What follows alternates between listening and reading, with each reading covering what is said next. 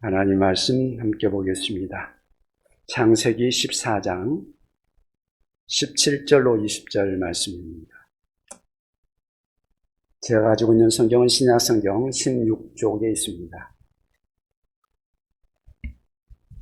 신약성경 16쪽 창세기 14장 17절부터 20절 말씀입니다.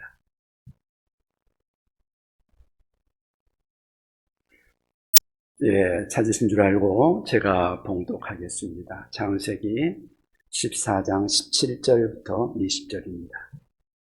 아브라함이 그돌라오멜과 그와 함께한 왕들을 쳐부수고 돌아올 때에 소돔 왕이 사회 골짜기 곧 왕의 골짜기로 나와 그를 영접하였고, 살렘 왕 멜기세덱이 떡과 포도주를 가지고 나왔으니 그는 지극히 높으신 하나님의 제사장이었더라. 그가 아브라함에게 축복하여 이르되, 천지의 주제이시여 지극히 높으신 하나님이여 아브라함에게 복을 주옵소서. 너희 대적을 내 손에 붙이신 지극히 높으신 하나님을 찬송할지로다 하며, 아브라함이 그 얻은 것에서 10분의 1을 멜기세덱에게 주었더라. 아멘. 오늘은 지극히 높으신 하나님이라는 제목으로 창세기 14장 17절로 20절 말씀을 중심으로 해서 함께 말씀을 나누고자 합니다. 사람들은 누구나 본성 깊은 곳에 다른 누군가에게 인정받고 싶어하고 칭찬받고 싶어하고, 그래서 높아지고 싶어하는 그런 욕망이 있습니다. 그래서 올라가고 또 올라가서 마침내 하나님의 자리까지 올라가고 싶어하는 것들이 인간의 본성 속에 있습니다. 이것을 심리학적인 용어로 신격화 본능이다 하는 말을 합니다. 언제 이런 신격화 본능이 일어나느냐? 그것은 자기가 무언가를 성취했을 때입니다. 정말로 불가능해 보이던 그 어떤 일들이 사람들이 도무지 불가능하다고 생각하는 그 일을 이루었을 때, 그때 그러한 신격화 본능이 일어난다고 볼 수 있을 것입니다. 그래서 고대 시대를 보면 고대의 왕들을 신격화한 것도 그런 맥락에서 볼 수 있습니다. 우리나라의 단군 신화도 그러한 하나의 일환이고, 또 그리스 로마의 그 신화들도 이런 신격화 과정에서 이루어진 하나의 일화들로, 신화로 그렇게 말할 수 있을 것입니다. 그런데 오늘 본문으로 돌아가 보면요, 오늘 본문에는 아브라함이 전쟁에 나가가지고 전쟁에서 큰 승리를 한 내용이 기록되고 있습니다. 그 내용은 이렇습니다. 어느 날 당대 근동아시아에서 가장 강력했던 패권자가 나타났는데, 그돌라오멜과 4개국의 연합국이 어느 날 갑자기 조카 롯이 살고 있는 소돔 고모라 성과 그 5개국을, 연합국을 동시에 쳐들어왔습니다. 그래가지고 그곳에서 그 전쟁에서 그돌라오멜이 이겨가지고 그 지역을 완전히 장악을 하면서 조카 롯이 포로로 잡혀갑니다. 그리고 그 지역에 있는 사람들이 다 끌려가고 재물도 다 약탈을 당하고, 그래가지고 아브라함에게 그 소식이 들려옵니다. 큰일 났습니다. 아브라함이 들어보니까 자기 롯이, 조카 롯이 끌려갔다는 것입니다. 아브라함이 급히 군사들을 모읍니다. 자기가 그동안 길렀던 병사들, 훈련했던, 그러니까 병사라기보다는 일꾼들이겠죠. 그 사람들, 훈련했던 사람들 318명을 모았습니다.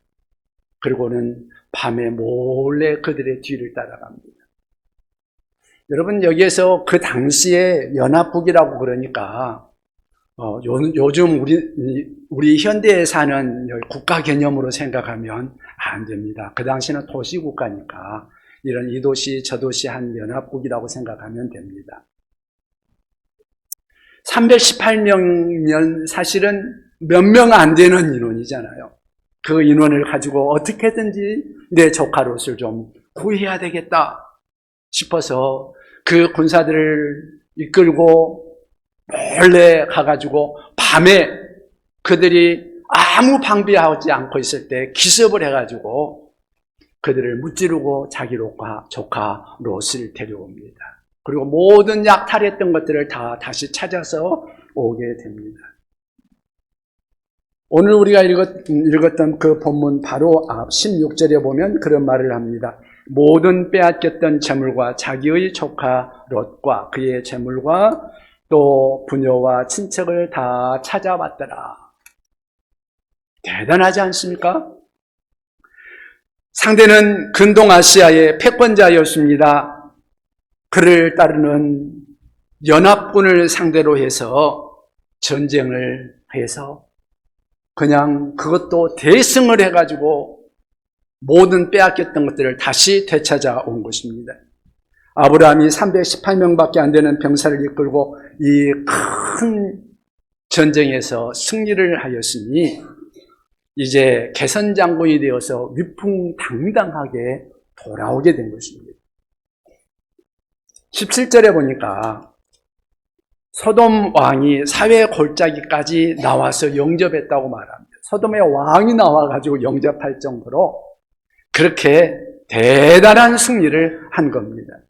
많은 사람들이 나와서 환호하고 박수갈채를 보내며 그를 환영하는데 얼마나 좋았겠습니까? 여러분들 영화 같은 데 보면 개선장군이 들어오는 그때에 그냥 왕이 나오고 그냥 온 백성들이 그냥 거기에서 환호하는 그런 모습들 여러분들 보잖아요. 뜻밖의 이루어진 그런 어떤 짜릿한 신분 상승의 그런 경험을 하고 있었을 것입니다. 고대 사회는 이런 때 신으로 추앙받기도 하는 것이 일상이었습니다. 인정받고 찬양받고 싶은 강한 충동이 그 안에서 일어나는 그 순간이었을 것입니다. 그런데 바로 그때 하나님의 제사장 멜기세덱이 와서 아브라함을 축복하면서 아주 중요한 말을 합니다. 20절을 보면 그런 말씀을 하고 있죠.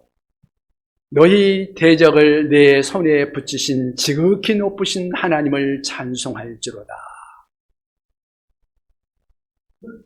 대적을 너의 손에 붙이신 지극히 높으신 하나님, 그 하나님을 찬송할지로다. 누구를 찬송하라고요? 하나님을 찬송하라. 하나님이 어떤 분이에요? 지극히 높으신 분이시다. 이 성경에는 히브리어로 엘리온이라는 단어를 사용하고 있습니다. 엘리온이라는 말은 우리말로 하면 가장 높으신 하나님. 그래서 우리 성경에는 지극히 높으신 하나님으로 번역을 했습니다. 엘리온의 하나님, 가장 높으신 그 하나님, 멜기세덱이 아브라함을 깨우쳐 주는 거죠. 너를 승리하게 하신 분은 지극히 높으신 하나님이시다.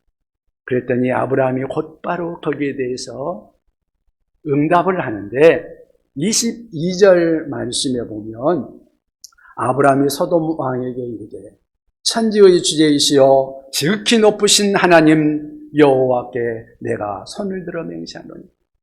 여기에서 아브라함이 하나님은 지극히 높으신 하나님이라고 고백하고 있습니다.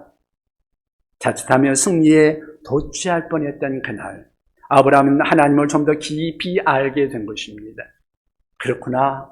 지극히 높으신 하나님을 떠나서는, 지극히 높으신 그 하나님과 관계를 맺지 않고서는 내 인생의 진정한 승리, 진정한 행복 가질 수 없구나 하는 것을 절실히 그 시간에 깨달은 거지요.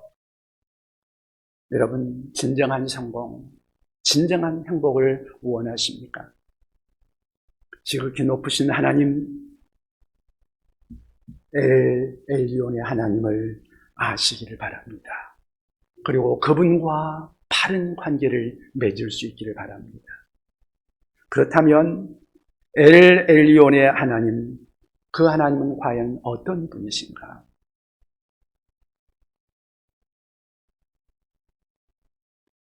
첫째는 참되고 높으신 유일하신 하나님이시라는 겁니다. 참되고 높으신 분이시다. 지극히 높으신 분이시다.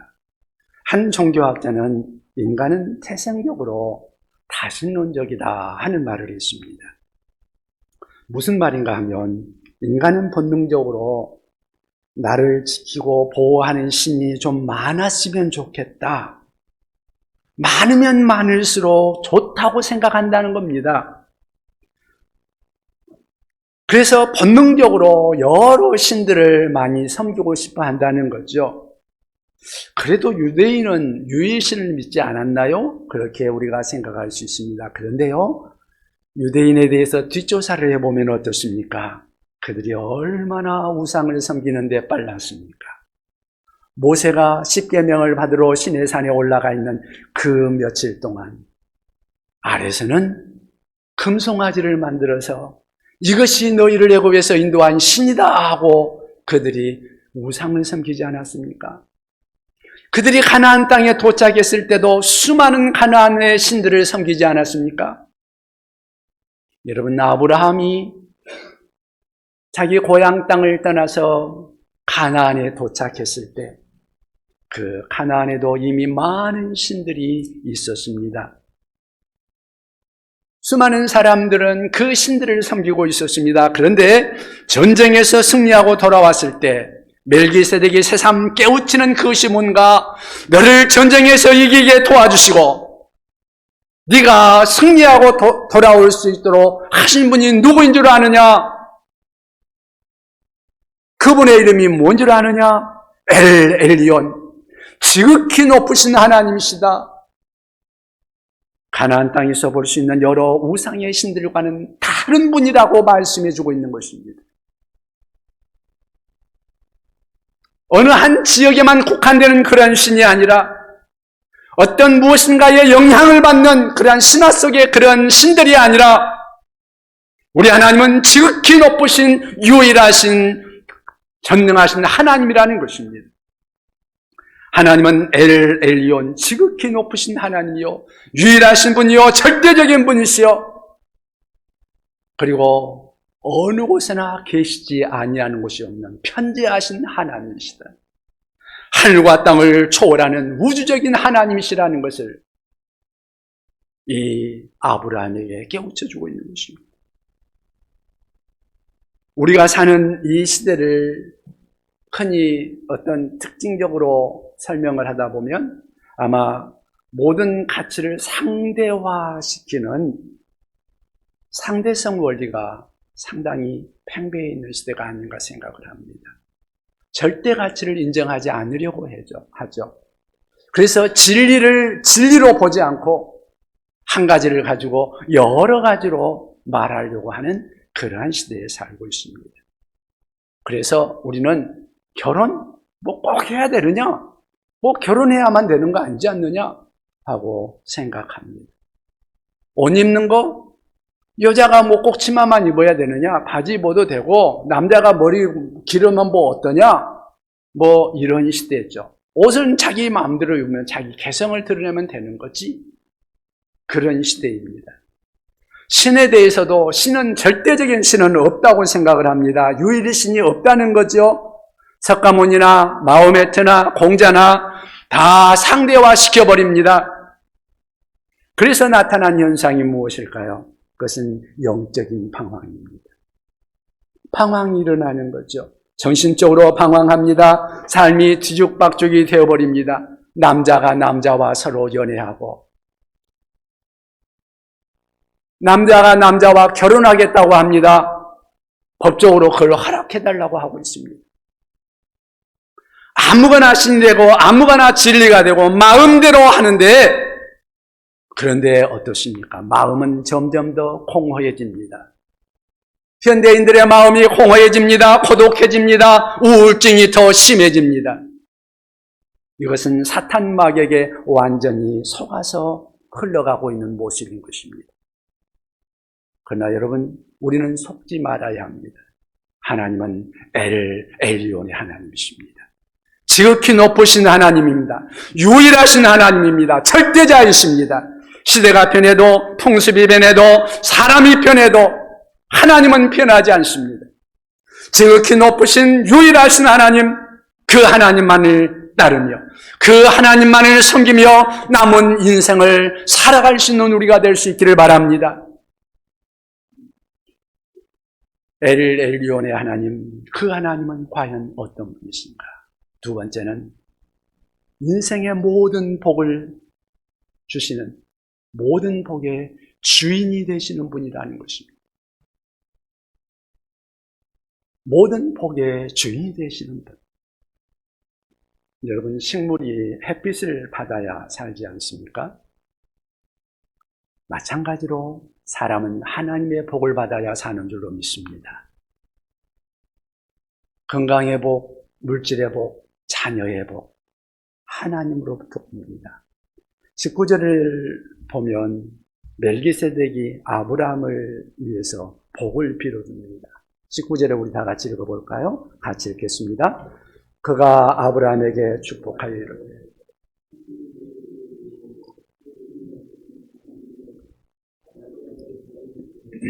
아멘. 복을 주시는 분이 누구라고 말씀하고 있어요? 하나님이시다. 천지를 지으신 지극히 높으신 하나님. 여기서 천지의 주제라고 말하고 있는데 주제라는 말이 무엇일까요? 주제라는 말은 다른 말로 하면은 소유자이시다 또는 창조주이시다 하는 그런 의미가 있고요. 천지의 주제이신 하나님, 그 말은 하늘과 땅을 만드신 분이요 소유자이시요 통치하시는 분이시요 지금도 다스리고 섭리하시는 분이라는 말입니다. 엄청난 사실 아닙니까? 아침에 둥실 떠오르는 태양, 그것이 저절로 떠오르는 것이 아니라는 말입니다. 하늘에서 내리는 비, 그것이 저절로 내리는 것이 아니라고 말하는 것입니다. 새가 날아다니고 새가 떨어지는 것, 그것이 그저 그냥 저절로 이루어지는 것이 아니라는 것입니다. 산과 들에 피어나는 꽃과 열매들이 그대로 피고 지고 열매 맺고 그냥 떨어지는 것이 아니라고 말하는 것입니다. 그 모든 것을 하나님이 주관하신다고 말씀하십니다.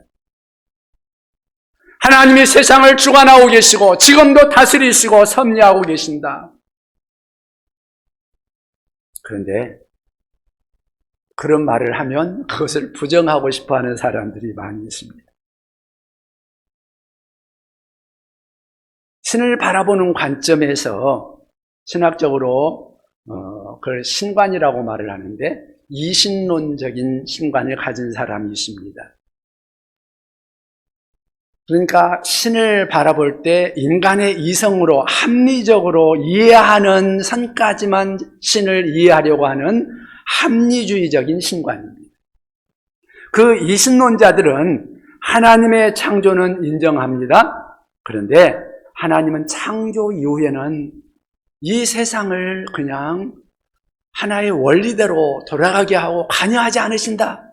하나님은 세상에서 떠나 계신다. 그렇게 말을 합니다. 다시 말하면 이런 겁니다. 사람이 시계를 만들어 놓고 벽에 걸어 놓으면 시계는 그 만든 사람의 의도대로 저절로 가지 않느냐?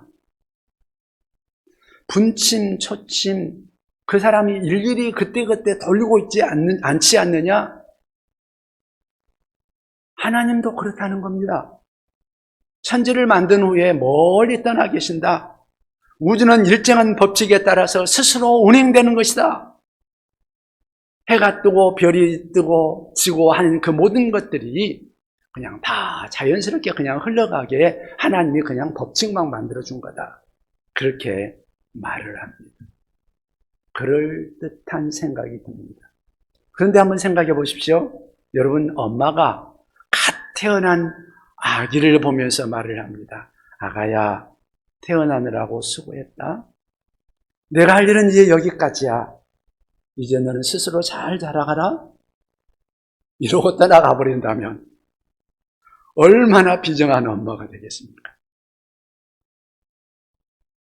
그런데 하나님이 이렇게 우리를 떠나가셨다고요? 아니라는 것입니다. 성경에 보여주시는 하나님은 진짜 그런 하나님이 아니라는 거예요. 하나님은 천지를 주재하신 하나님이시고 지금도 다스리신다고 말씀하십니다. 히브리서 1장 2절에 이렇게 말씀합니다. 이 모든 날 마지막에는 아들을 통하여 우리에게 말씀하셨으니 이 아들을 만유의 상속자로 세우시고 또 그로 말미암아 모든 세계를 지으셨느니라. 아들로 말미암아, 다시 말하면 하나님의 아들 그리스도로 말미암아 세상을 지으셨다 그 말이죠. 계속해서 3절에 이렇게 말합니다. 이는 하나님의 영광의 광채시요 그 영광의 그 본체의 형상이시라. 그의 능력의 말씀으로 만물을 붙드시며 그의 능력의 말씀으로 만물을 붙드신다. 엘리온의 하나님, 그 하나님은 만물을 붙들고 계시는 하나님이십니다. 버려두지 않습니다. 추나 추동을 주관하십니다. 사람의 생사화복을 주관하십니다. 부함과 가난함을 우리 하나님께서 주관하십니다. 세상의 전쟁에서 이기고 지는 것을 주관하고 계십니다. 여러분의 앉고 일어섬을 하시고 여러분들의 고민을 마음속에 생각하는 것까지도 다 알고 계신다고 말씀하십니다.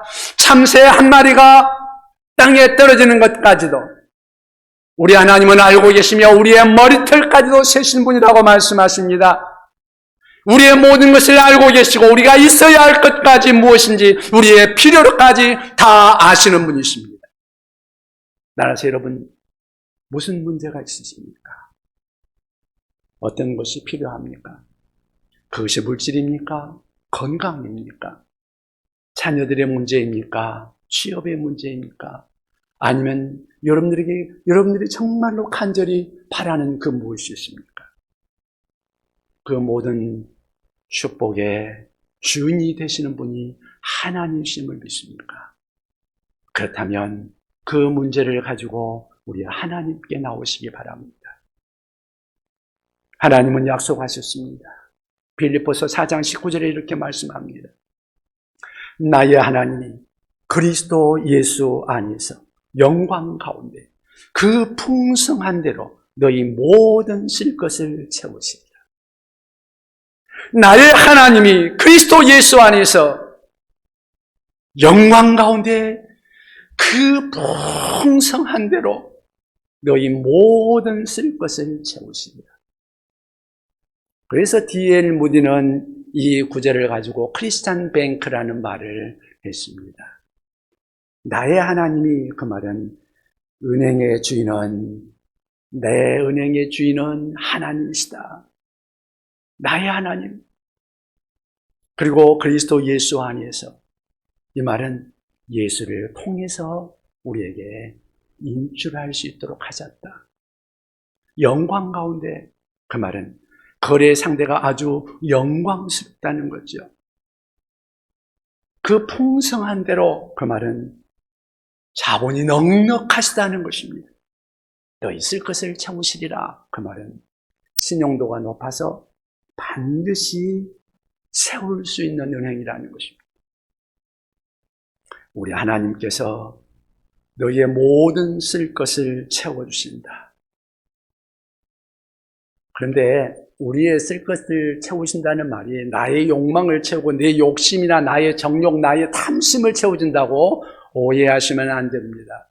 성경은 너의 쓸 것을, 너의 필요한 것을 채우신다고 말씀하십니다. 너희 모든 쓸 것을 채우실 것이다. 인생길 걸어가는 동안 하나님이 우리 인생의 모든 복의 주인이 된 것을 믿으시고 그 하나님과 교통하며 살아가시기를 바랍니다. 엘리온의 하나님은 과연 어떤 분이신가? 세 번째, 찬송과 감사의 대상이신 분이시라는 것입니다. 우리 하나님은 찬송 받으시기에 합당하신 하나님이신 줄로 믿습니다. 20절을 다시 한번 보겠습니다.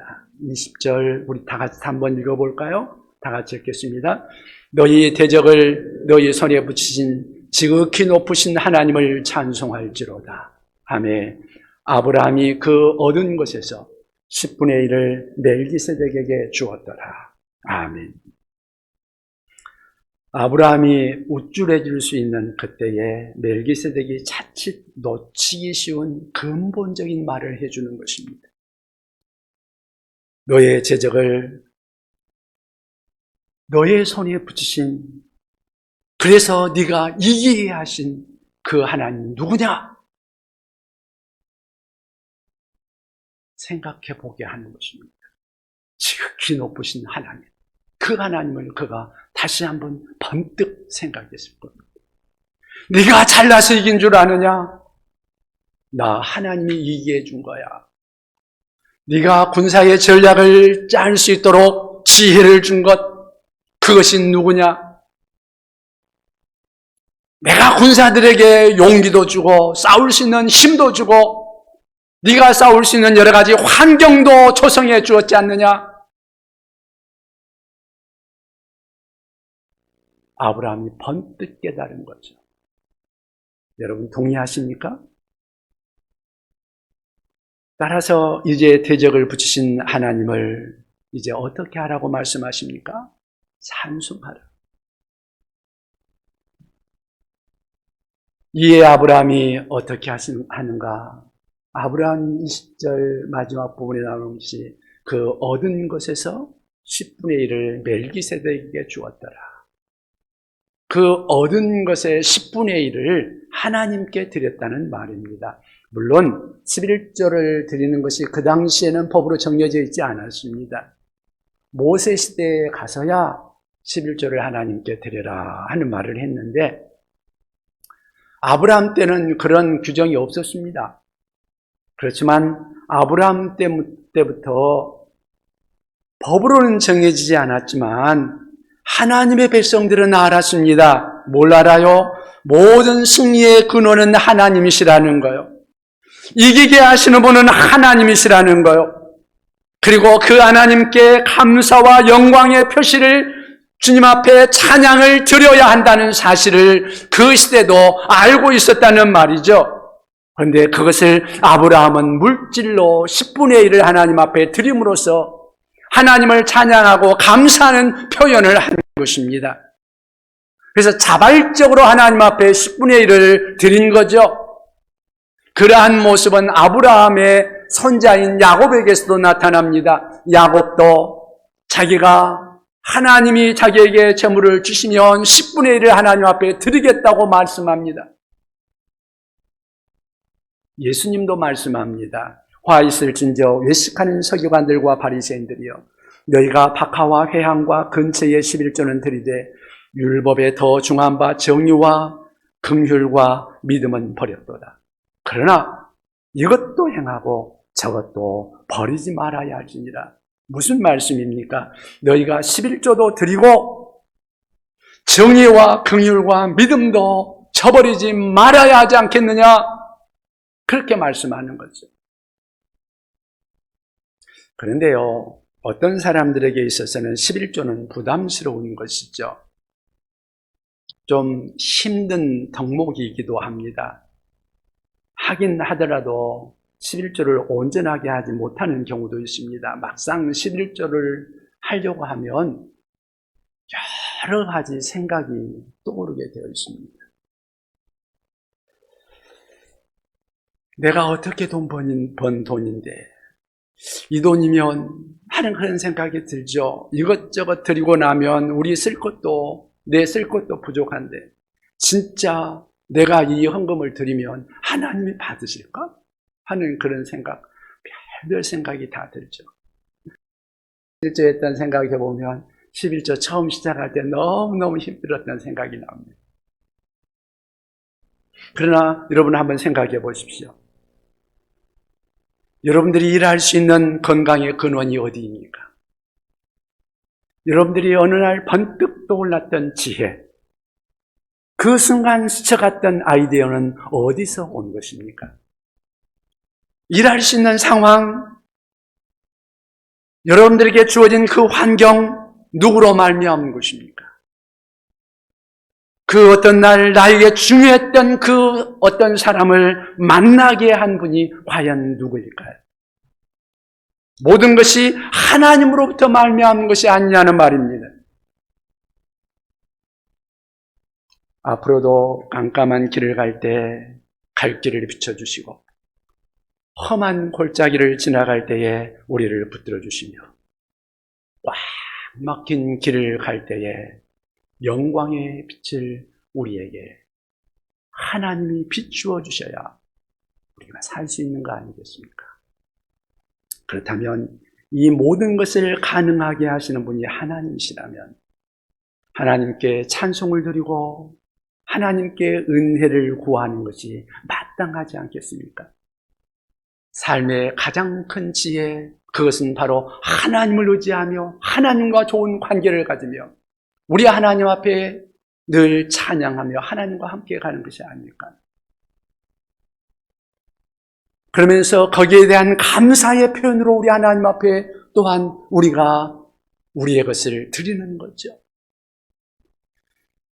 간증집으로 주가 쓰시겠다 하는 그런 간증집이 나와 있는 것이 있는데요. 참존 화장품의 김광석 회장이 쓴 글입니다. 이분이 신앙생활 초기에 성경 지식도 믿음도 별로였던 그때에 주변에 있던 분들이 11조에 대해서 권면을 했다고 합니다. 당시 회사는 사정이 말이 아니어서 적자 운영에다가 벌금도 8억 원 이상 얻어맞고 말이 아니었답니다. 이런 사람에게 11조 이야기가 귀에 들리겠습니까? 가당치도 않죠. 적자 운영에다가 빚은 산더미 같은데 시험에 들어가지고 교회에 나오지 않고 교회를 떠나도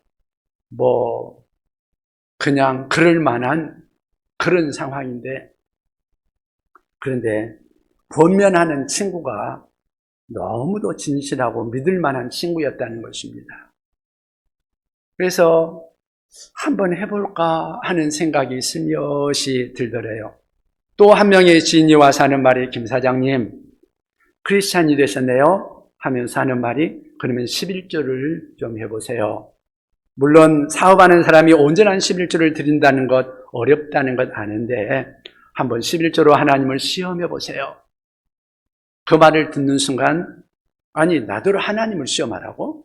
가당치도 않는 말이지. 사람이 어떻게 하나님을 시험해? 그런 생각이 드는데 성경을 읽어주더래요. 말라기서 3장 10절을 펴서 읽어줍니다. 만군의 여호와가 이르노라. 너희의 온전한 11조를 상고에 드려 나의 집에 양식이 있게 하고 그것으로 나를 시험하여 내가 하늘문을 열고 너희에게 복을 쌓을 곳이 없도록 붙지 아니하나 보라. 시험해 보라는 것입니다. 시험해 보라는 말이 성경에도 있더라는 거죠. 그런데요, 이분이 도전적이고 승부사적인 기질이 있는 분이라 이 말씀을 보는 순간 진짜 문자 그대로 하나님을 시험해 보고 싶은 생각이 들었습니다. 당장 다음 주부터 매주 11조를 드리기로 작정하고 아예 화끈하게 10의 2조를 드리기 시작했다는 것입니다. 간증집 주가 쓰시겠다 하라 책에 보면 이때 드린 기도가 이렇게 기록이 되어 있습니다. 하나님, 제가 다음 주부터 10의 2조를 드리겠습니다. 제 사업이 어렵다는 것 주님이 더 잘 알고 계시죠? 빚 갚고 직원 월급 주고 나면 남는 게 하나도 없는 것 하나님이 더 잘 아시죠? 그럼에도 불구하고 10의 2조를 드리겠습니다. 그 대신 저도 조건이 있습니다. 제가 10의 2조를 드리는 대신 다음 달부터 매출액을 2배로 늘려주셔야 합니다. 하나님, 저는 성격이 급합니다. 1년 후가 아니라 당장 다음 달에 증거를 보여주셔야 합니다. 그렇게 기도하고는 한 달 후가 아니라 달달이 하는 11조가 아니라 매주 10의 2조를 드리기 시작했답니다. 그런데 한 주, 두 주, 세 주가 지나도 아무 소식이 없더래요. 그런데 3주가 지나가면서 놀라운 일이 벌어지기 시작하는데요. 주문이 쇄도하기 시작했습니다. 전국 대리점들이 연락이 오는데 주문이 막 늘어가지고 주문이 막 들어온다는 것입니다. 외국에서 주문이 들어오고 새로 개발한 제품이 큰 히트를 치고 공장이 24시간 가동하게 되었다는 거죠. 매출이 그 해에 2배가 아니라 8배가 되었다는 겁니다. 하나님은 이렇게 그를 축복해 주셨습니다. 마침내 1989년 12월 31일에 부채도 다 갚고 벌금도 다 갚고 그러고 나니까 얼마나 자유롭고 감격스러웠는지 자기 인생의 BC와 AD로 나뉘어지는 그런 분기점이 되었다고 합니다. 그래서 하나님 앞에 11조 헌신과 함께 2가지 약속을 더했답니다. 하나님, 남은 인생 사는 동안 새벽기도 잘 드리겠습니다. 도덕적으로 성실하게 살겠습니다. 그리고 이해할 수 없는 비밀이 너무 크고 진실해서 그 은혜를 가지고 전국 교회를 다니면서 간증을 하면서 다녔습니다. 여러분, 참으로 아름답고 복된 삶을 살아가기를 원하십니까? 힘들고 어렵고 깜깜한 밤을 걸어갈지라도 에를 엘리온의 하나님, 지극히 높으신 하나님을 기억하시기 바랍니다. 그분은 참되고 높으신 하나님이십니다. 이 땅을 다스리시는 분이십니다. 그리고 우리들의 모든 인생의 복의 주인이 되시는 분이십니다. 온갖 물질적인 복, 신령한 복, 모든 복을 우리에게 주시는 그 복의 주인이 되십니다. 찬송과 감사의 대상이 되십니다. 나의 마음을 드리고 몸을 드리고 나의 드릴 수 있는 것들을 주님 앞에 드리면서 우리 하나님을 섬기시지 않겠습니까? 이 하나님이 아브라함의 삶을 간섭하셔서 복에 복을 더하셨습니다. 수많은 사람들을 부요하게 하셨습니다. 그리고 여러분의 삶을 주관하시고 섭리하시고 복에 복을 더하기를 원하십니다. 남은 인생 이 하나님, 엘리온의 하나님, 지극히 높으신 하나님, 이 하나님과 복된 관계를 맺으시고 여러분들에게 큰 은혜와 승리의 삶이 이루어지시기를 바랍니다. 기도하겠습니다.